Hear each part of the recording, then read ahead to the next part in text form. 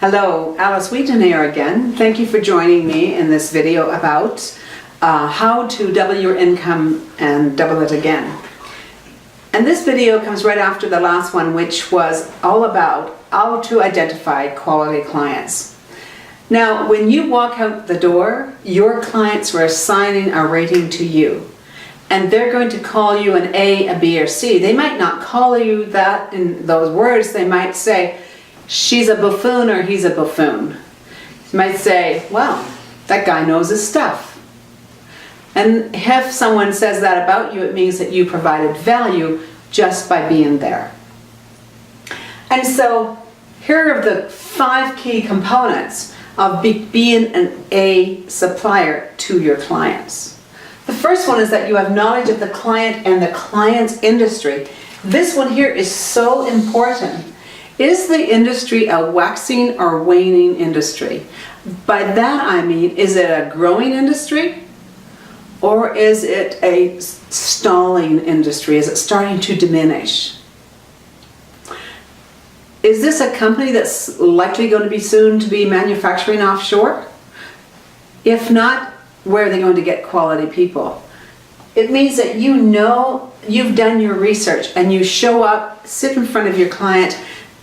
And you don't have to do that nonsense of, oh, is this your children and do you like hockey and what do you think of the Flames? Or the Rough Riders or the Gonzaga Bulldogs. You don't have to be doing those questions. Instead, you can talk about business and sound like a strong business person. And the clients then feel good about you. Otherwise, they're looking at their watch and they're thinking, shut the bleep up and get the bleep out of my office. And so they can't say that. And what they do is they give you a punishment proposal.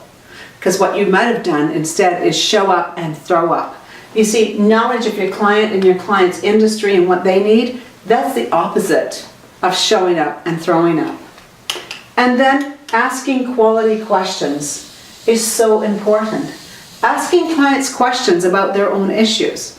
Client tells you a problem, if you jump in and solve it, what you're saying is you're a buffoon because I just showed up in your circle right now and I knew the answer to that problem, you didn't.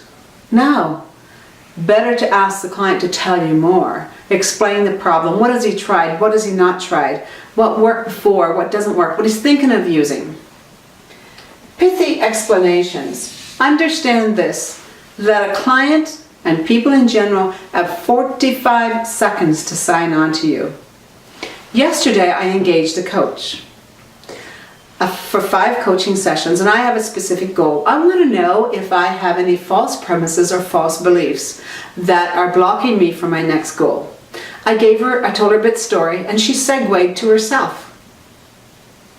She spent 6 minutes telling me a whole story about herself.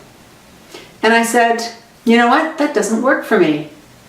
You telling me about you does not help me uncover something I need to know about me. Instead, I want someone that can ask me that if they're going to talk, that they're talking in a very concise, high-value way. And so, by the way, are your high-level clients.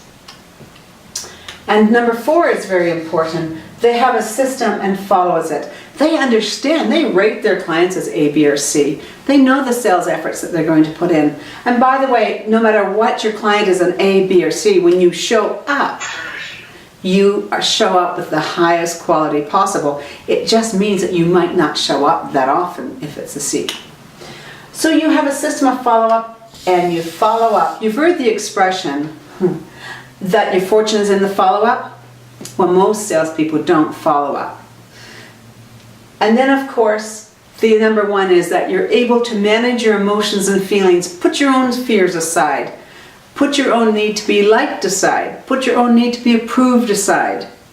And instead, show up as a systematic thinker. Someone who wants to understand the business implications, the cost of not using you, and the return for not using you.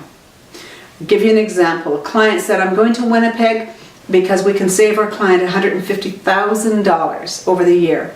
And I said, what will the client do with that $150,000? He said, I have no idea. And I said, that's your question. And he asked the client the question, found out what the client would do with an extra $150,000. Closing the sale then was easy. I want you to close lots of sales this week. Continue watching my videos, and until next time, successful selling. Bye for now.